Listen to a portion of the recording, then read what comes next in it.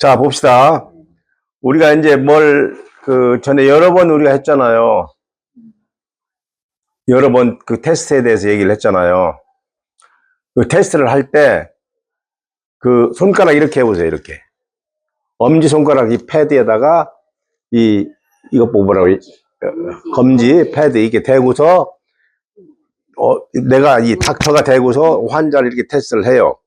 이게 약하면은 이거 물리적인 차원이에요, 이게. 물리적인 알러지가 있는 거예요. 그냥 가운데 손가락. 이건 화학적인 차원의 알러지가 있는 거예요. 그 다음에 요것, 우리 결혼 반지나 여기다 끼죠? 이것 보고 정서적인 차원의 알러지가 있는 거예요. 이것이 아무것도 아닌 것 같은데 정서 그 문제 있는 사람들 치료할 때 이게 굉장히 중요합니다. 이거 다시 약지. 이 뭐라고요? 다 잊어버리더라도 이건 잊지 마세요. 정서. 예. 이걸 이렇게 해가지고 치료해야 될 때가 많아요. 자, 그 다음에 방금 얘기한 거예요. 각 차원 알러지 얘기했죠? 여기 물리적 차원, 화학적 차원, 정서적 차원 얘기했지 않습니까? 그죠?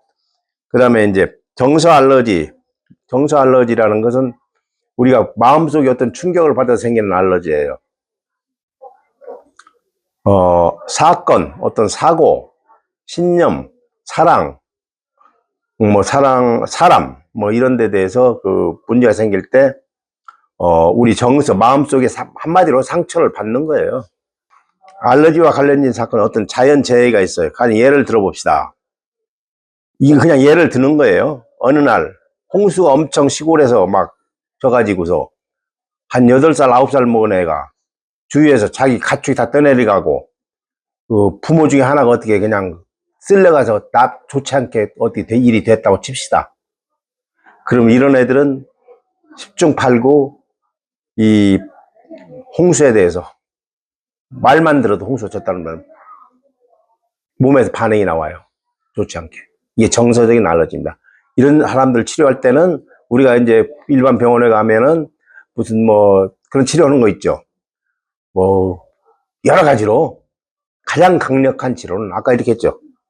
이렇게 하고서 따닥따닥 우리가 가르쳐 드렸잖아요. 뒤에 딱딱 두드리고 앞에 이거 터주고 여러 번 했죠. 그 치료하면 금방 없어져요. 병원에서 그 몇 달씩 몇 년씩 가는 게 아니라 이렇게 하면 금방 없어져요. 그 환자에 엎드려 있다면은 이렇게 잡고서 엎드리세요 해가지고 등을 탁탁탁. 그러면 환자한테는 이러는 거야. 당신은 지금 엎드려 가지고 옛날에 홍수 났던 걸, 자, 지금 홍수가 났습니다. 나가지고 그걸 상상을 해보세요. 이 홍수 속에서 가축이 떠내려갑니다. 사람들이 죽어갑니다. 당신 아버지도 지금 생방불명이 됐어요. 그 상상을 하는 거예요. 왜 그러면 그 상황이 그 사람 경락을 막으니까. 그 상황에서 탁탁 터주는 거예요. 자꾸 터주고. 병아리, 척척. 예, 터주고, 돌아서서 이것도 해주고. 예, 경락 이렇게 풀어주고. 그러면 거짓말처럼 나요. 그리고 이제 사람이나 동물에 대해서도 그런 알러지가 있을 수가 있어요. 엊그제 그래 재미있는 그 뉴스를 한번 봤는데, 식물 있죠, 식물. 이 사람이 카이스트 지금 교수더라고. 식물은 어떻게 의사소통을 하는가, 이런 얘기가 나오더라고. 식물하고 우리 동물하고 생물학적으로 가장 큰 차이가 뭐예요? 동물은 여기에 종합하고 분석하고 판단할 수 있는 종합센터가 있죠. 그죠? 식물은 없죠. 나머지는 거의 같아요.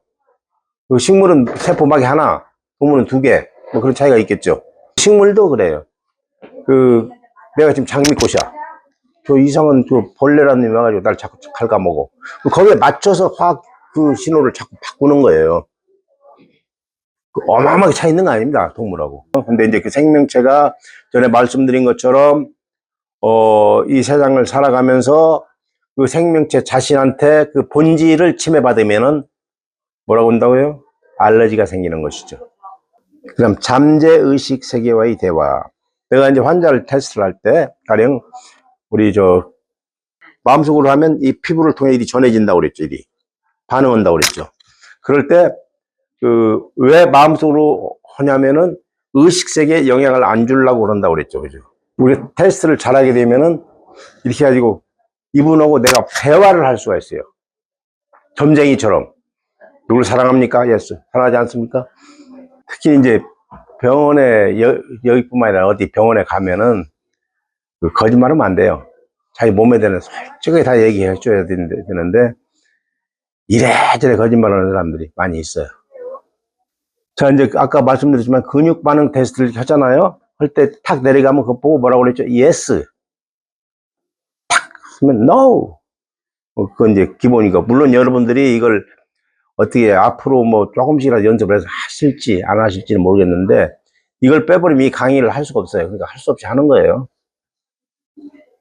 자, 그 다음 이제 상황을 우리가 한번 생각을 해봅시다. 그 정서 상황. 그래가지고 이제 가령 우리 김청자 선생님한테 당신이 인생에서 당신 자신을 싫어할 때가 있습니까? 그럼 이거 예스 그런다고. 네. 어떤 사람들은 그러면 이제 거기에 대해 자세히 물어봐야지, 속으로 질문하면서. 그러면 그건 언제입니까? 하고 물어보는 거예요. 언제입니까? 왜입니까? 이런 식으로 하나 어떻게 하는가 볼게요. 특정 시기를 알아내기. 아까 이제 그 자기를 싫어한다고 칩시다. 그러면 아니 그럼 엄마를 미워한다고 칩시다. 엄마를 미워하는 건 언제부터입니까? 당신이 그 엄마 뱃속에 시작돼서부터 한 살 때까지입니까? 그때 no. 한 살에서 두 살 때까지입니까? no. 이렇게 나와요. 이렇게 다섯 살 때까지입니까? no. 5살에 10살 때까지냐? no. 나와요. 그러다가 여기 이제 순대로 하면 15에서 15년에서 20년 사이입니까? yes 나와. 그러면 이제 거기서 정확한 시기를 알아야 되잖아요. 오케이. 그럼 15년에서 20년 언제 사일까? 이제 우리 대표님 계시지만, 내 환자들 오면은 몇 년 전에 무슨 일이 있었지 않습니까? 이렇게 말하는 게 점쟁이라서 그런 게 아니라 좀 이상하지만, 이렇게 물어보면 테스트를 하기 때문에 나는 아는 거예요. 자, 그래가지고 이제 여기서 아까처럼 15년 강암, 16년 강암, 19년 약암. 19년 전에 무슨 일이 생긴 거야. 엄마하고 사이에. 그죠? 그렇게 하고, 이제 관계 찾기. 아까는 이제 엄마를 미워했냐고 물어봤잖아요. 그럴 때 이제 이렇게 물어볼 수도 있지. 엄마를 미워하게 된 동기는 다른 사람들과 관련이 있습니까? 특히 다른 사람이 너무 광범위하잖아요. 그럼 직계 가족과 관련이 있습니까? 물어봐요. 직계 가족은 엄마, 아빠, 아들, 딸, 형제, 이게 직계예요. 여기서 말하는 직계는.